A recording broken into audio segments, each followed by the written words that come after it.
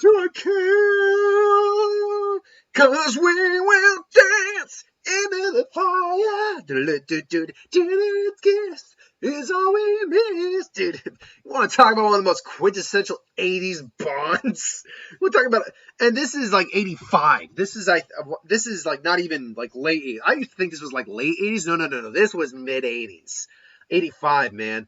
And this was when Moore was clearly he was too old for the role at this point. He just you can see it on his face that he's aged a bit too much for this role. So I mean, it brings back James Bond or Moore's Bond one last time, and he's going up against crap. What's the? Give me 1 second. I'm getting the IMDb up now so I can get the names. He's going up against Max Zorin.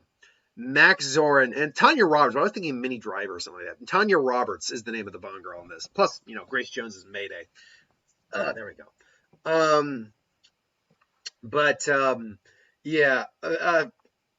He goes up against Max Zorin, who's playing the Flood Silicon Valley, and Zorin apparently is like a perfect human being in some ways. Like he was an experiment, but he's a psychopath and all that. And Mayday is Grace Jones.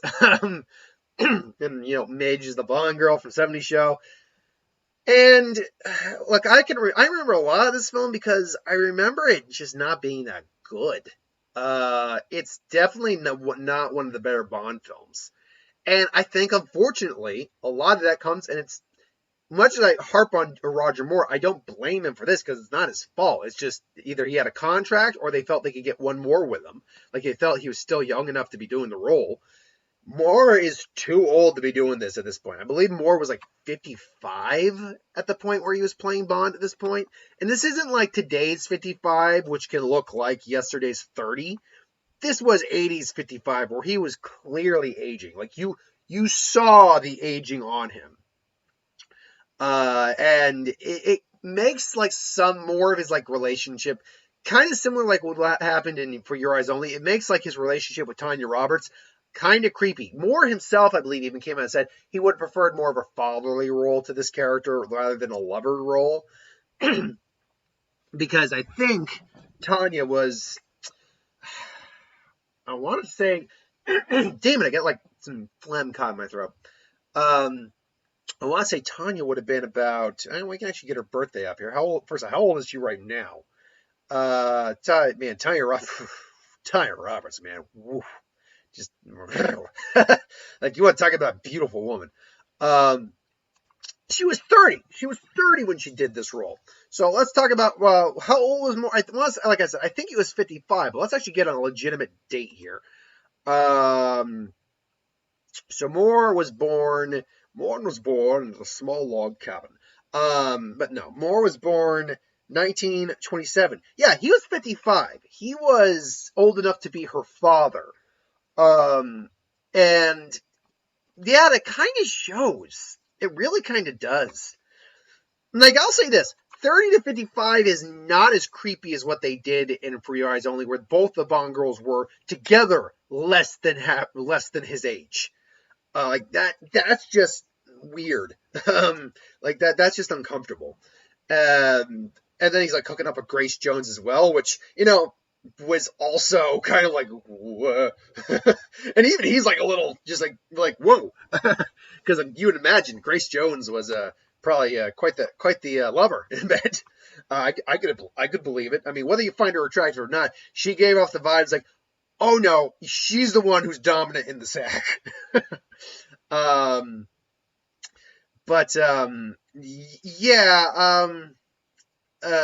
So. Once again, though, I can find positive things in any Bond film. First and foremost, it is Christopher Walken. He is Max Zorin. He is, still a very entertaining Bond villain to watch. It's Walken. Walking at his worst is better than is better than half of the actors at their best. Not in terms of quality, but in terms of pure entertainment joy. It's like Tim Curry. Tim Curry at his worst is still 10 times more entertaining than like Nicolas Cage at his best for me. And I use Nicolas Cage as an example because I don't like Nicolas Cage that much, admittedly. But still, I think it's, or Rob Schneider at his best. Like, yeah, like, these actors have so much charisma and personality that it kind of shines through. I will say this too, though Moore is too old to be playing the role at this point, when he's not trying to be like, the lover Bond, he still got that gentlemanly charm to him, certainly. But when I see him like do action scenes on like the Golden Gate Bridge, I believe that was Golden Gate Bridge, on the bridge in the blimp, all that, it's unfortunately one of those things where I'm not buying it because of how old he is. See, look, it's not like Daniel Craig, who, yes, I believe Daniel Craig will be in his 50s by the time No Time to Die comes out, and probably was pushing 50 when it came out. But you can still buy Daniel Craig being a badass because he's still, generally speaking, in shape. So this isn't back in the day when these actors were, doing their thing. It wasn't the same kind of thing where it's like you didn't have to be like still, kind of in shape and stuff like that. It's like, flex a little bit for you. I wasn't actually even trying to show off. That was just, because, you flex to show off you're in shape. It's not like that. You gotta be in shape. No, you could age and, your body, you let your body kind of, go a little bit and still, and still be like Bond or kind of an action star.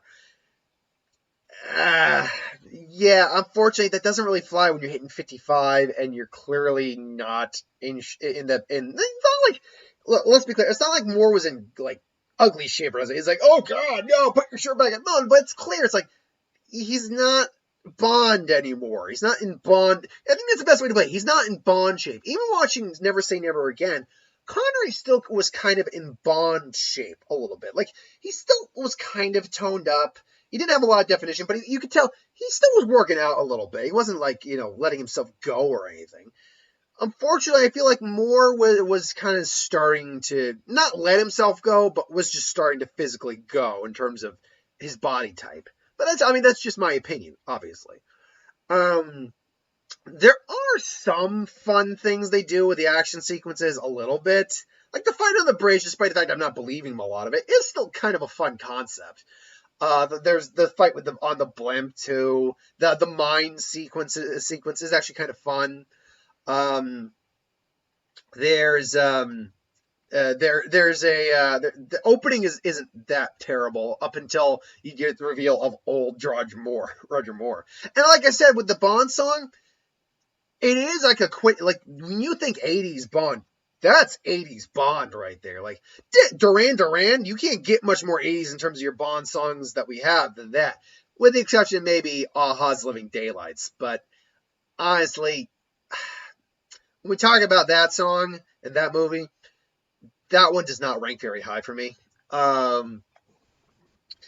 And yeah, I mean, I don't get me wrong, it's not the best Bond song, but it's a fun Bond song. Dance into the fire, the veil kiss is all we miss. Yeah, like my cool white guy dance moves. If you can't enjoy yourself, what can you do? So yeah, and I mean, Zoran's plan is also still kind of effed up. It's like we're going to wipe out Silicon Valley for, I can't even remember the reason, if I'm going to be honest. Yeah, and I will say this too. Grace Jones, whether you like her or hate her, she's a good Bond villainess because, like, my dad's not a fan of Grace Jones per se, at least not in terms of like physical attractiveness, and that's fine. Honestly, I don't think she's that bad looking. But either way, in terms of you want someone who's like got an intimidating presence as a Bond villain, Grace Jones got a presence to her, definitely. Tanya Roberts, though, makes a the other good secondary Bond girl. The girl who just caught up in the fray and is ultimately going to end up with Bond in the end. So, even though the age gap is a little bit much, it's not anywhere near as bad as, say, the age gap that he had in For Your Eyes Only. I will always bring that up because that was just. Ugh. But yeah, overall, it's definitely it's not one of the stronger Bond films, but it's got its moments. Like I rewatched it within the last few months because it was on, and ultimately when I can plan to do this, I'm glad I rewatched it, and like it's tolerable. There's nothing god awful about it. Like the scene where he's helping Tanya Roberts stave off the assault on her house. Turns out there's no bullets in the gun. It's rock salt. It's like, now you're telling me. Now, granted, the rock salt would still hurt if it gets in a wound. It's still burning, but it's not a bullet, obviously. It's a fun scene, and his relationship with her actually is kind of nice up until they turn it into a lover scenario. I don't know. It just kind of, once you get into an older Bond without, like, for instance, Spectre, when I eventually we talk about Spectre, Monica Bellucci is an older woman, but she's still gorgeous. And Craig's Bond was an older Bond at that point. I think he's in his 40s at that point. If they made her the main Bond one, like, I could have believed that relationship 100%. Like, it's an age-appropriate relationship. There is things they could have theoretically in common, and, in that life and that line of work. It makes 100% sense to me on that level. But, they went with the much younger woman instead. Whatever, it is what it is. Ultimately, though, A View to a Kill, it's kind of like a quintessential 80s Bond. Doesn't mean it's that great a movie, unfortunately. But that's just my opinion. I know some people who love this movie. So, what do you think about it? You like it? You hate it? You like it? You dislike it? Love it? Hate it? Or think it's okay? Put in the comments below and let me know. But thanks for watching, though. I hope you enjoyed. Like, comment, share, subscribe. Hit that bell if you want notifications. As always, I want to start you something, but then in the comments below. I just would win Star Wars Supreme Magic. What if? Anything to do with the channel? Put that in the comments below. I'll be back. Let's see, this is Tuesday we're now on. There should be a Lantercore video up by now, so keep your eyes out for that. Till then, thanks for watching, and I'll see you next time. Later.